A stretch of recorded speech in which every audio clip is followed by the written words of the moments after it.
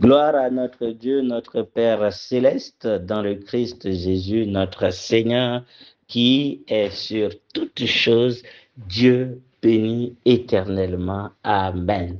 Nous sommes dans Matthieu le chapitre 6 et nous exprimons notre reconnaissance à notre Dieu. Tendre Père, nous t'écoutons, fais du bien à nos âmes, transforme-nous par la puissance de ta parole pour que nous servions, ô Dieu, à la louange de la gloire de ta grâce. Au nom de Jésus. Amen. Prenez garde de ne pas faire votre monde devant les hommes pour être vu par eux. Autrement, vous n'avez pas de récompense auprès de votre Père qui est dans les cieux.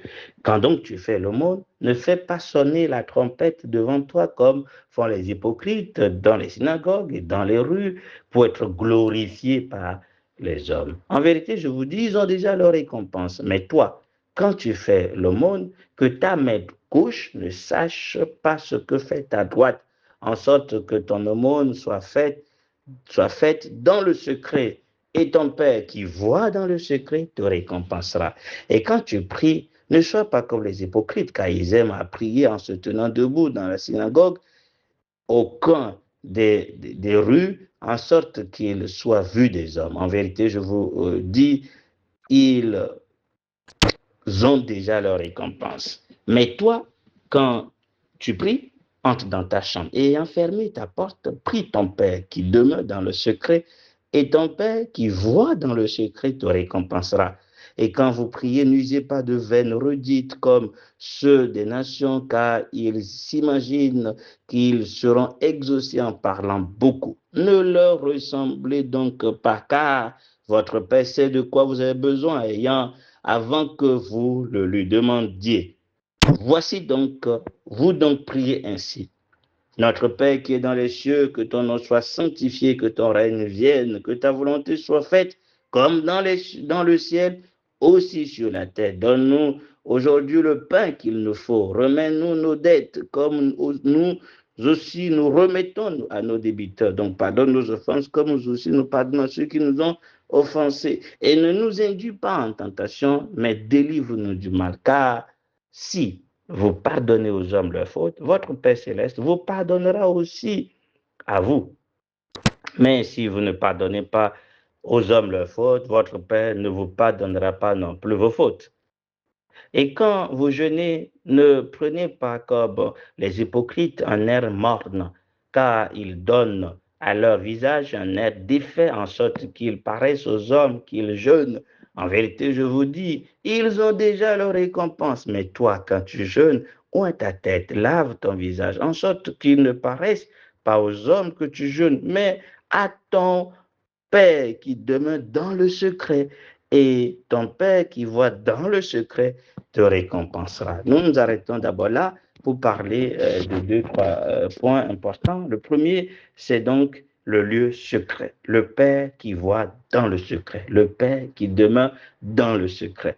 C'est extrêmement important, cette vérité que le Seigneur nous fait voir ici, l'importance de ne pas chercher à paraître, que ce soit au travers des dons, du service qu'on peut rendre, que ce soit au travers de la prière ou du jeûne.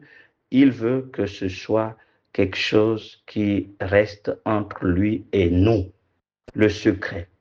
Le secret, c'est le fait que tout ce que nous faisons est fait en regardant seulement à Dieu. Voilà. C'est dans ce sens qu'il veut que même notre main droite ne sache pas ce que la main gauche fait, mais que ce soit quelque chose que nous faisons, non pas en regardant la main gauche, ou nous faisons les choses en regardant Dieu et non pas pour paraître. Voilà. Donc la prière, le jeûne, les dons, le service doit se faire en regardant Dieu, dans une intimité personnelle entre moi et Dieu. Il ne faut pas faire la pub de ce que nous faisons. Il ne faut même pas que nous sachions ce que les gens sachent. Que voilà, nous, on a une vie importante de prière, on jeûne, on fait des dons, tout ça. Il faut être dans le secret avec Dieu. Que ce soit entre toi et Dieu. Ça, c'est la première leçon que j'apprends, parce que mon Père demeure dans le secret. Ça montre aussi que ce qui a plus de valeur, c'est ce que personne ne voit. C'est seulement ce que Dieu voit. Or, Dieu voit le cœur, il voit la disposition du cœur, il voit ce qui, au fait, est au fond de nous, là où personne ne peut pénétrer, et il récompense en fonction de cette disposition de cœur. Non pas ce qui apparaît d'ailleurs, mais plutôt ce qui est ce qu'on a en réseau. Je peux faire un don, mais mon cœur n'y est pas. Dieu va dire, ça ne me tue pas zéro. Je le fais juste pour paraître. Mais quand ça provient, évidemment, de ma dépendance vis-à-vis de Dieu, de mon amour pour Dieu, c'est un lieu secret. C'est quelque chose qui est entre moi et Dieu. Dieu me récompense par rapport à ça. Je ne cherche pas à faire des choses pour être apprécié de qui que ce soit. Ça doit être sur la base du fait que c'est décidé entre moi et Dieu que j'agis. Non pas parce que je reçois une pression de l'extérieur, ou plutôt je veux avoir une belle apparence, qu'on sache que je fais des dons, qu'on sache que je prie, qu'on sache que je jeûne. Non, il faut que ce soit quelque chose qui dépend de ma relation avec Dieu, tout ça, ma communion avec Dieu. C'est ça le secret. Le lieu secret, c'est très important. Dieu voit dans le cœur, il voit ce qui, au fait, est entre toi et lui. Voilà, et c'est dans ce sens qu'il nous invite à vivre dans ce secret-là et ne pas chercher à avoir l'approbation des gens. On peut l'appliquer à plusieurs choses. Hein. Voilà, Dieu peut nous dire des choses, Dieu peut nous parler à nous ou encore nous donner des choses, mais il veut que ça reste entre lui et nous. Voilà, mais des fois, nous, on veut beaucoup parler, on veut montrer qu'on a eu, évidemment, telle chose, Dieu nous a donné telle chose, alors que Dieu ne veut pas forcément que nous fassions ainsi, parce que on fait souvent ça dans le but d'être vu par les gens ou apprécié par les gens, et ça, ce n'est pas la volonté de Dieu. Je me rappelle de cette histoire du jeune prophète qui a été envoyé, je crois, en Samarie pour prononcer la parole de Dieu contre voilà, l'idole qui est établie là-bas. Et il commençait à dire des choses qui étaient entre lui et Dieu. Voilà, il commençait à dire non, je ne dois pas rester là, je ne dois pas manger là, parce que Dieu m'a dit de ne même pas prendre le même chemin par lequel je suis venu. Dieu m'a dit de ne pas manger sur place. Mais alors que quand le roi lui a dit, je t'invite à manger, au fait, il pouvait dire non et puis c'est tout. Mais le fait qu'il ait beaucoup parlé, révélé ce qui est entre lui et Dieu, ça a causé sa perte et sa mort. Voilà, puisque quand les autres ont entendu ça, ils sont partis donc rapporter ça au vieux prophète qui est là. Et le vieux prophète est venu tromper le jeune prophète. Et au final, voilà, ce jeune prophète a été tué par un lion. Quand Dieu nous donne des choses en secret, quand il ne nous dit pas de l'exposer, il faut garder ça en secret. Il faut que ce soit entre moi et Dieu. Voilà, c'est très important parce que des fois, le fait que je révèle certaines choses, ça, c'est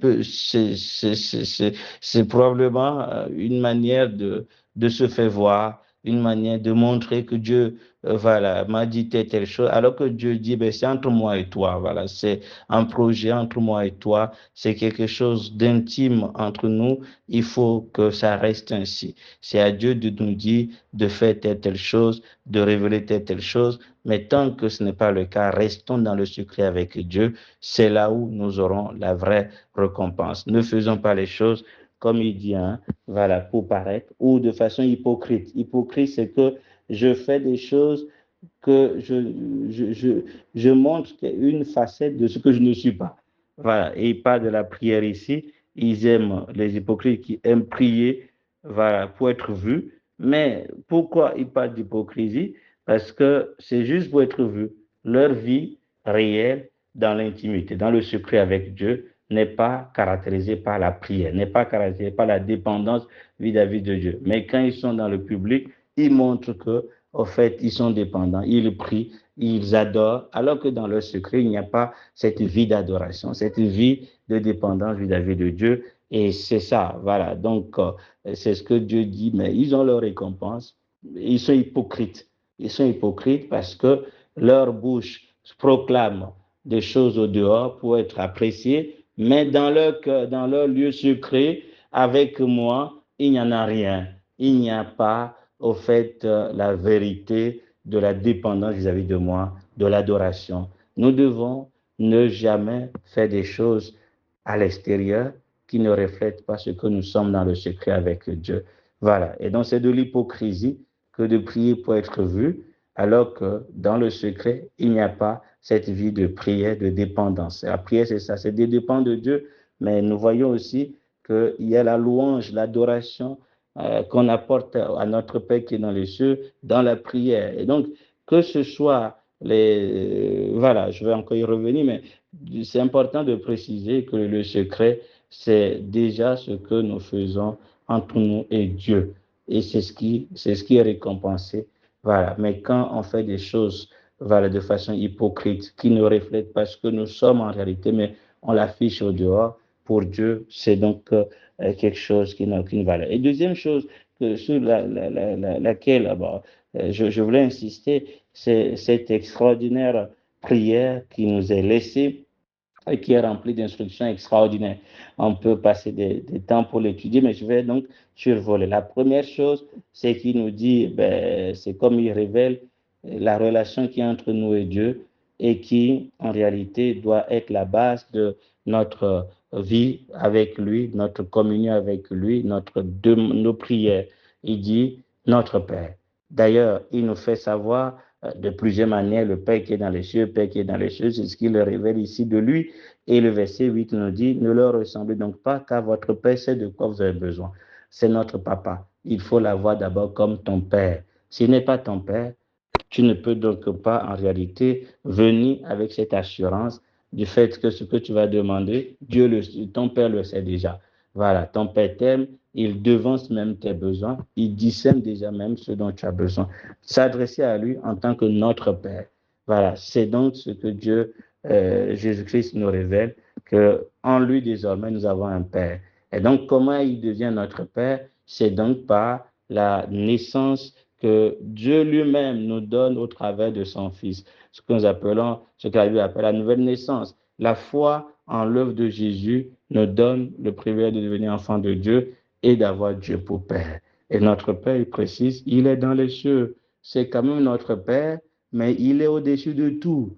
Notre Père, ce n'est pas un papa, au fait, à qui nous nous égalons, à qui nous n'avons vécu, de qui nous ne devons pas avoir de révérence. Il est dans les cieux, il est au-dessus de tout, il n'est pas sur la terre, il est dans les cieux. Pour montrer aussi que notre demeure est là, là où est notre Père, c'est là où nous sommes également. Mais c'est aussi pour montrer qu'il est notre Père, mais il est élevé, il est au-dessus de tout, il lui faut du respect, de la considération. Il faut donc venir vers lui dans cette révérence, dans cette disposition de respect. C'est pour ça que Hébreu nous dit, nous devons montrer notre reconnaissance à Dieu en le servant dans la crainte et avec le respect. Donc, il n'y a pas de révérence et crainte. Donc, il est notre Père, mais il est dans les cieux. Il faut le respecter, il faut le craindre, il faut avoir du respect, de la considération pour sa personne élevée. C'est très important que nous le considérions donc ainsi. Et qu'est-ce que cela doit bien évidemment nous pousser à désirer? C'est que son nom soit sanctifié. Il est unique, son nom doit être mis à part. On ne doit pas porter son nom en réalité en vain ou encore au travers de nos comportements. Nous ne devons pas en réalité blasphémer son beau nom. Nous devons réaliser le privilège que nous avons d'être à lui, d'avoir son nom sur nous et désirer à ce qu'en tout lieu, l'on reconnaisse qu'il est un Dieu unique, un Dieu à part. Que son nom soit mis à part, que son nom soit sanctifié. Et c'est le désir que nous devons avoir, désirer sanctifier Dieu, voilà, sanctifier son nom. Maintenant, pour que nous puissions marcher d'une manière à ce que le nom de Dieu soit sanctifié, soit reconnu qu'il est le seul et véritable Dieu et qu'il est notre papa, il faut vivre sous son règne, sous sa domination. C'est pour ça qu'il nous dit que son règne vienne. Et c'est seulement ainsi que de façon pratique, ce qui est fait dans les cieux se fera sur la terre. Qu'est-ce qui est fait dans les cieux? La volonté de Dieu qui est faite dans les cieux, c'est le fait que le ciel est selon le bon plaisir de Dieu. Or, sur la terre, il n'y a rien qui est selon le bon plaisir de Dieu. Tout est contraire à Dieu. Le péché abonde et le monde entier, en réalité, est malmené, poussé, j'allais dire, séduit par Satan. Voilà, et tout est bien évidemment dans un désordre terrible et il y a le trouble causé par le péché. Voilà, le mal a détruit ce que Dieu a créé. Et dans les cieux, là où réside Dieu, la gloire de Dieu, tout est selon, au fait, son bon plaisir, comme il veut. Tout est conforme au fait, à ce qui lui plaît. Or, dans le monde, ce n'est pas le cas. Et donc, il dit, il veut qu'il en soit ainsi aussi sur la terre. Mais pour qu'il soit ainsi, il faut que son règne vienne. Et c'est ce qui va se passer plus tard. Voilà, quand le Seigneur Jésus-Christ viendra établir le règne de Dieu sur la terre, c'est alors et alors seulement que tout sera selon le bon plaisir de Dieu, selon sa volonté. Voilà. Donc c'est pour ça d'ailleurs que le règne de Jésus va apparaître pour d'abord balayer le monde de toute souillure, juger le mal et purifier le monde afin de bénir à nouveau la création. C'est ça le désir de Dieu, que nous vivions au fait selon son bon plaisir, que sa volonté se fasse. Ça, c'est quelque chose à laquelle aspireront les saints qui vont traverser la grande tribulation, mais surtout le résidu d'Israël qui priera en demandant que Dieu vienne les secourir, établir son règne. Mais ici-bas déjà, et il veut que dans les vies des chrétiens, que nos vies en réalité fait, se soumettent à son règne pour que chaque jour nous fassions son bon plaisir. Qu'il soit celui que nous sanctifions, celui que nous écoutons, pour qui nous vivons et dans la sainteté, loin du péché. C'est possible uniquement lorsque le règne de Dieu vient sur nous. On peut être enfant de Dieu en l'appelant notre Père, on peut désirer sanctifier son nom, vivre pour la gloire de son nom, mais si on ne vit pas sous son règne, sous son autorité, c'est-à-dire chaque chose que je veux faire, je cherche d'abord son OK, c'est lui qui guide ma vie, je suis conduit par une seule, c'est-à-dire un seul désir, c'est seulement sa volonté que je veux faire. Et donc je cherche d'abord qu'est-ce qu'il veut. C'est lui qui me guide, c'est lui le maître de ma vie.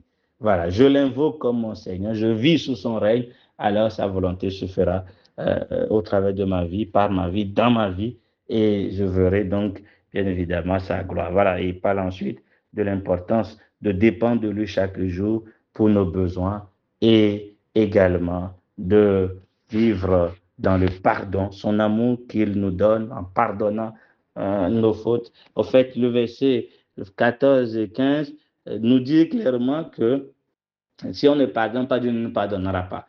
Mais en réalité, nous comprenons que nous ne pouvons pardonner que lorsque nous avons réalisé qu'il nous a déjà pardonné. Voilà. Donc, il nous a pardonné, nous pardonnons et nous jouissons encore de son pardon de façon continuelle. C'est important de ne garder dans le cœur, de ne pas garder dans nos cœurs de la rancune, de l'amertume à l'égard de qui que ce soit. Nous avons été grandement pardonnés. Nous devons l'être également. Et nous voyons cela dans la parabole de celui qui devait beaucoup d'argent. Et le maître a dit, écoute, je vais saisir toi, ta femme, tes enfants, tout ce que tu as à vendre pour récupérer mon argent. Il a pleuré, il a dit, donne-moi du temps. Mais le monsieur a dit, écoute, je te donne tout gratuitement. Tu ne vas plus payer quoi que ce soit. Je te remets toute ta dette. Et lui, et quand il sort, quelqu'un lui devait une petite somme. Il a saisi, il a mis en prison alors que la personne l'a supplié. Et le maître a dit, écoute, tu as été en réalité ingrat ou méchant, je peux le dire. Moi, je t'ai pardonné, mais tu n'as pas pardonné. Et donc, c'est ainsi que nous comprenons que le pardon que nous pouvons accorder est motivé d'abord par le pardon que nous avons déjà reçu. Mais ce passage nous dit, ça conditionne aussi le pardon que nous demandons. Voilà, donc nous devons vivre dans le pardon. C'est ça l'expression de l'amour. Donc voilà ce que je peux dire par rapport à cette première partie. Le lieu secret, demeurons dans le lieu secret, extrêmement important. Et cette prière qui nous enseigne, voilà, l'essentiel de ce qui doit guider notre vie Voilà, et le point de départ, c'est l'avoir comme Père. Le but de notre marche, c'est de sanctifier son nom. Et pour cela, il veut que nous vivions, nous aspirons à ce que son règne vienne. Que son règne vienne et qu'il balaie tout autre royaume. C'est extraordinaire, c'est ce qui est merveilleux. Quand son règne vient sur nous, il détruit tout autre royaume. Tout se soumet à lui. Voilà. Et donc, il faut que nous désirions que le Seigneur règne sur nous pour avoir la victoire sur tout, afin que nous soyons de façon pratique selon le bon plaisir de notre Dieu. Que son nom soit béni. Nous lisons maintenant le reste. Ne, ne alors, la suite plutôt, ne vous amassez pas de trésors sur la terre où la teigne et la rouille gâtent et où les voleurs percent et dérobent, mais amassez-vous des trésors dans le ciel où ni la teigne ni la rouille ne gâtent, où les voleurs ne percent ni ne dérobent, car là où est ton trésor, là aussi sera ton cœur. La lampe du corps, c'est l'œil. Si donc ton œil est simple, ton corps tout entier sera plein de lumière. Mais si ton œil est méchant, ton corps tout entier sera ténébreux. Et c'est donc la lumière qui est en toi est ténébreux, combien donc seront grandes les ténèbres. Alors, je veux déjà, nous avons, donc, la première partie nous évoque clairement que nous devons faire nos investissements au ciel. Nous devons investir notre cœur, notre force, tout ce que nous avons doit être de façon pratique, au fait orienté pour le royaume du Seigneur. C'est-à-dire, je vis pour le ciel. Comme Paul dit, je ne fais aucun cas de ma vie, mais ce que je désire, c'est d'accomplir ce pourquoi il m'a appelé, ma course et le ministère qu'il m'a confié. Toute sa force était orientée vers le seul but qu'il veut saisir, qui est Christ, parce qu'il faisait de Jésus son trésor suprême et toutes les autres choses étaient pour lui de la boue. Et donc, comment j'amasse mes trésors dans les cieux? C'est le fait qu'en réalité, je me détache de tout ce qui est de ce monde. Ça ne veut pas dire que je ne vais pas payer telle chose, mais quel est le but? Est-ce que je paie encore une fois pour apparaître, pour montrer que j'ai de l'argent, ou en réalité, j'investis pour le royaume? Je le fais dans la pensée que cela serve à Dieu. C'est pour lui que je vis. Et donc, tout ce que je fais est guidé par lui. Maintenant, mon travail, tout ce que je fais, comment dit-on, tous mes efforts, tout le travail, tout ce que je peux faire doit être guidé, non pas dans le but de devenir riche, d'avoir de l'argent, mais ça doit être comme Colossiens nous dit, ça doit être pour le Seigneur, comme pour le Seigneur et au nom du Seigneur. Voilà, c'est ce qui nous donnera d'avoir une jouissance, au fait, éternelle du fruit de notre travail. Parce que tout ce qui est fait pour le Seigneur a pour, c'est-à-dire, a un fruit éternel. Voilà, et donc c'est ce que j'apprends là. Je dois garder mon cœur dans la, c'est clair, il dit clairement, là où est ton trésor, là où sera ton cœur. Si ton trésor est dans les cieux, si ton trésor est bien évidemment donc Jésus-Christ, le trésor du ciel que tu veux gagner, tu es motivé dans tout ce que tu fais à agir pour lui. Voilà. Et c'est alors que lui, il te récompensera. Mais ensuite, le verset qui nous parle, le verset 22-23, nous parle de la lampe, de la lumière, en quelque sorte. Pas en quelque sorte, c'est clair. Il dit, lorsque la lampe de notre cœur, l'œil est simple ou en bon état, voilà, donc notre corps tout entier est plein de lumière. Je voulais le rapporter quand même au verset 14 du chapitre 5. Le verset 14 du chapitre 5 nous disait, vous êtes la lumière du monde. Une ville située sur une montagne ne peut pas être cachée, mais n'allume-t-on pas mais aussi n'allume-t-on pas une lampe pour la mettre sous le boisseau afin que met sur le pied de lampe est lui pour ceux qui sont dans la maison. que votre lumière luise ainsi devant les hommes, en sorte qu'ils voient vos bonnes œuvres et qu'ils glorifient votre Père qui est dans les cieux. La lumière, la première, c'est celle qui, au fait, est placée sur une montagne, qui éclaire au dehors. C'est le témoignage du dehors, le témoignage de ceux qui, en réalité, voilà, sont au dehors, ceux avec qui nous travaillons. Ça, c'est donc l'extérieur. Mais ensuite, il va parler d'une lampe qui éclaire ceux qui sont dans la maison. J'aime bien l'ordre. Le dehors, l'extérieur, la maison, là où je vis. Et enfin, dans notre passage, il parle de l'intérieur. C'est comme si, c'est pas comme, il va de l'extérieur jusqu'à dans mon cœur. Il parle de l'extérieur, la montagne qui éclaire la ville, mais ensuite il va parler de ma maison et après il parle de mon cœur. Et c'est le point de départ ici que nous sommes en train de lire, c'est le cœur. L'œil, quand il parle de l'œil, là, il parle vraiment du cœur. Donc, puisque nous savons que le cœur a des yeux, donc selon la prière de Paul dans les Éphésiens, le chapitre 1, je crois, verset 18, verset 14, oui, 14, 16, il dit que Dieu éclaire les yeux de nos cœurs, illumine les yeux de nos cœurs.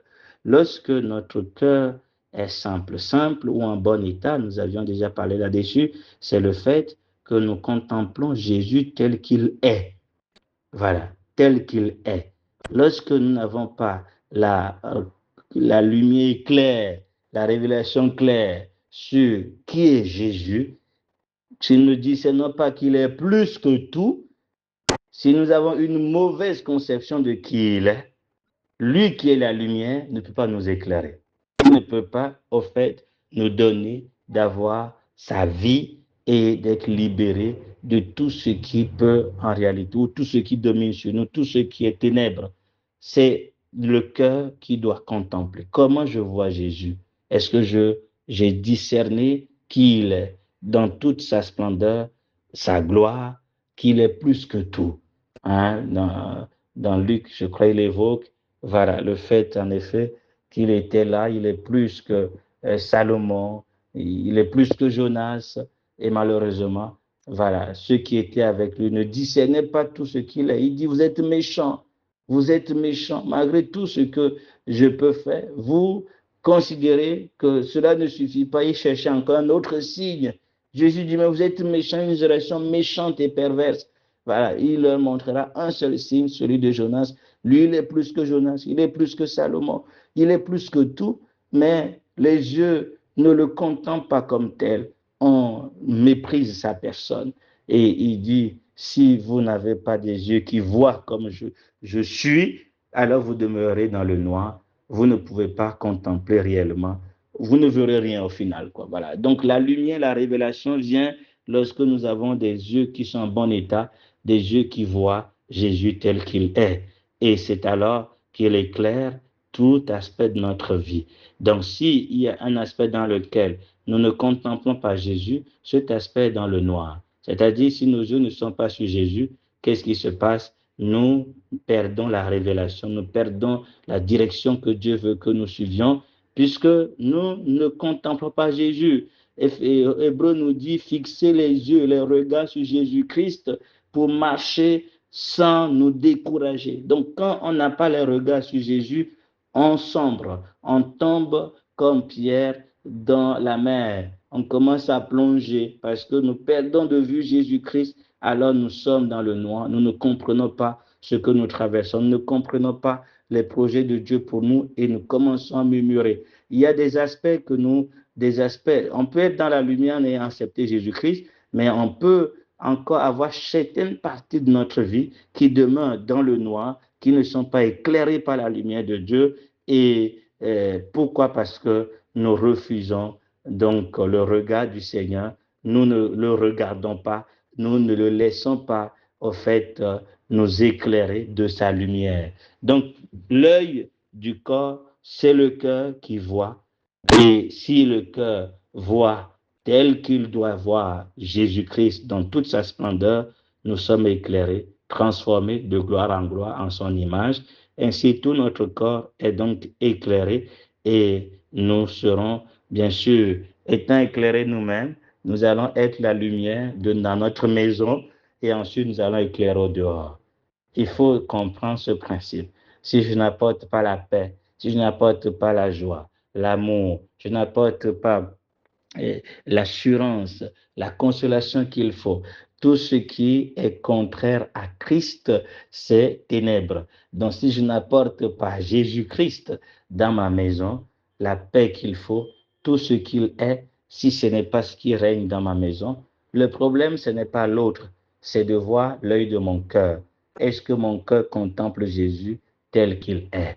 Est-ce que mon cœur est lui-même, mon cœur est éclairé par Jésus-Christ?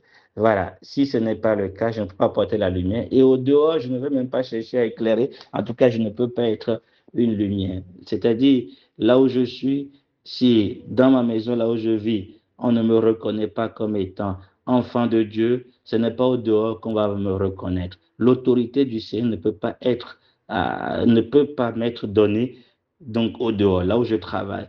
Je ne peux pas avoir l'autorité, la place que Dieu veut que j'ai pour être celui qui console, celui vers qui on peut se tourner pour poser exposer tel souci, telle inquiétude et recevoir la consolation, recevoir la parole de la direction de Dieu comme cela se doit. Non, tu ne peux pas l'être si ton cœur à toi, ton intérieur n'est pas éclairé par Dieu, n'est pas éclairé par le Seigneur. C'est pour ça que le point de départ, c'est que notre œil soit simple pour contempler Jésus dans toute sa splendeur et recevoir de lui la lumière qu'il faut pour que tout notre corps tout entier, ce qu'il veut, c'est que tout aspect de notre corps soit éclairé. Si ce n'est pas le cas, il y a un aspect qui n'est pas éclairé, il ne veut pas. Ça veut que tout soit éclairé pour que, évidemment, nous puissions ensuite être lumière dans ma maison, être lumière chez nous et être encore lumière au dehors. Voilà, respectons, gardons cet ordre des choses. S'il y a un problème du témoignage à l'extérieur, c'est qu'à l'intérieur, chez soi, il n'y a pas un bon témoignage et c'est que dans le cœur, au final, il n'y a pas la lumière. On n'a pas reçu Jésus, on ne l'a pas contemplé qui il est, on ne l'a pas laissé, on ne lui a pas laissé la place qui lui revient dans nos cœurs. Il n'éclaire pas tout aspect de notre vie. Un exemple simple, si évidemment il manque de paix, s'il y a un trouble, s'il y a un souci, le problème ce n'est pas l'autre avec que tu vis, c'est d'abord toi. Il faut donc te dire quelle est la disposition de mon cœur. Est-ce que j'ai contemplé Jésus dans sa simplicité, dans sa douceur? Est-ce que je vois Jésus qui pardonne? Est-ce que je vois Jésus qui supporte? Est-ce que mon cœur est dans la lumière? Est-ce que j'ai un œil saint pour voir Jésus? Si ce n'est pas le cas, si mon cœur est blessé, je suis triste, j'ai des soucis, je murmure, je critique, je condamne, évidemment, comment je peux apporter la paix, comment je peux, au fait, excuser, comment je peux supporter. Le problème n'est jamais l'extérieur, c'est d'abord l'intérieur à nous, notre cœur. Et quand il n'y a pas la paix chez moi, comment je peux apporter la paix au dehors? Donc, il y a cet ordre important qu'il faut respecter. Est-ce que l'œil de ton cœur est simple et en bon état? Sinon, il faut d'abord revenir au Seigneur pour contempler Jésus-Christ et le recevoir comme étant au-dessus de tout, comme étant plus que tout, et qu'il soit plus que tout pour toi. C'est alors que tu verras plus clair, tu auras la lumière, la direction, tu comprendras ce que Dieu veut t'enseigner dans toutes circonstances dans lesquelles tu te trouves. Voilà, tout ça est lié donc à la lampe du corps. Dernier point, c'est donc le passage extraordinaire de l'assurance du soutien inébranlable de notre Père qui est dans les cieux, qui est capable de prendre soin de nous. Nous lisons, nul ne peut servir deux maîtres, car ou il haïra l'un et aimera l'autre, ou il s'attachera à l'un et méprisera l'autre. Vous ne pouvez servir Dieu et maman. C'est pourquoi je vous dis, ne soyez pas en souci pour vos vies, et de ce que vous mangerez, de ce que vous boirez, ni pour vos corps, de quoi vous serez vêtus. La vie n'est-elle pas plus que la nourriture, que le corps, plus que le vêtement? Regardez aux oiseaux du ciel. Ils ne sèment, ni ne moissonnent, ni n'assemblent dans les greniers, et votre Père céleste les nourrit. Ne valez-vous pas beaucoup mieux qu'eux? Et qui d'entre vous, par le souci qu'il se donne, peut ajouter une coudée à sa taille? Et pourquoi êtes-vous en souci du vêtement? Étudiez les lys des champs, comment ils croissent. Ils ne travaillent ni ne filent. Cependant, je vous dis que même Salomon, dans toute sa gloire, n'était pas vêtu comme l'un d'eux. Et si Dieu revêt ainsi l'herbe des champs, qui est aujourd'hui et qui demain est jeté dans le four, et ne vous vêtira-t-il pas beaucoup plus tôt, ne vous vêtira-t-il pas beaucoup plus tôt, gens de petite foi? Ne soyez donc pas en souci disant que mangerons-nous ou que boirons-nous ou de quoi serons-nous vêtus, car les nations cherchent toutes ces choses, car votre Père céleste sait de quoi vous avez besoin, que vous avez besoin plutôt de toutes ces choses. Mais cherchez premièrement le royaume des cieux de Dieu et sa justice, et toutes ces choses vous seront données par-dessus. Ne soyez pas en souci pour le lendemain, car le lendemain sera en souci de lui-même. À chaque jour suffit sa peine. Donc, c'est ce qui ressort aussi dans la prière de notre Père, où nous cherchons d'abord qu'on soit sanctifié, qu'il vive, que son règne, son royaume vienne sur nous, et alors nous demandons le pain quotidien, parce que ce qui est le plus important pour nous, c'est de vivre sous son règne, c'est que son royaume vienne. Nous cherchons d'abord ce qui est bon et juste devant lui, c'est ce qui nous préoccupe, et lui, il promet de nous donner ce qui est nécessaire chaque jour. Nous devons venir à lui avec cette assurance qu'il sait déjà que nous avons besoin de ces choses. Ce n'est pas qu'il est néglige, c'est qu'on en a besoin, et non seulement qu'il sait, mais il peut nous les donner, et non seulement qu'il peut, mais il veut prendre soin de nous. Il veut le faire. Ne nous approche pas de quelqu'un qui non seulement ne sait pas de quoi nous souffrons, non seulement n'est pas capable de nous aider, en plus encore, il ne veut même pas. Mais nous apprend de quelqu'un qui veut, qui le sait, qui peut et qui veut. Voilà. Non seulement il y a le pouvoir, mais il le veut quand même nous bénir. Nous devons être voilà, dans l'assurance de son secours et nous attacher plutôt à ce que il règne sur nous, ce qui, en fait, que son autorité soit visible et que ce qui est selon son désir soit, en fait, ce qui est notre vie. Voilà, sa volonté soit faite. C'est pour ça qu'il dit, donc, nous l'avons dit, que sa volonté soit faite, et ensuite, donne-nous aujourd'hui le pain. C'est une conséquence. Donne-nous aujourd'hui le pain de chaque jour, vient du fait que je vis sous son règne et je désire une seule chose, sa justice. Je ne veux pas, à cause de ma faim, à cause de mes soucis, à cause de telle chose, aller pécher contre lui. Non, je vais rester fidèle à lui parce que je sais qu'il sait que j'en ai besoin et il viendra à mon secours. Donc, beaucoup de choses peuvent être dites sur ce passage. Donc, je m'arrête là, déjà très long. Voilà, que le Seigneur nous bénisse dans cette méditation et produit dans notre cœur l'assurance de son amour, nous attire davantage dans le lieu secret, nous donne d'œuvrer pour le ciel et que nos cœurs soient simples, les yeux de nos cœurs soient simples afin de ne pas nous laisser séduire parce que le monde nous propose ce qui est devant nous, mais que nous contemplions Jésus plus que tout cela, que nous contemplions notre Dieu plus que l'argent afin de choisir Jésus-Christ, choisir suivre ses traces pour jouir de la gloire et des récompenses que Dieu nous promet. Que la gloire soit à notre Dieu, notre Père, au nom de Jésus-Christ. Amen.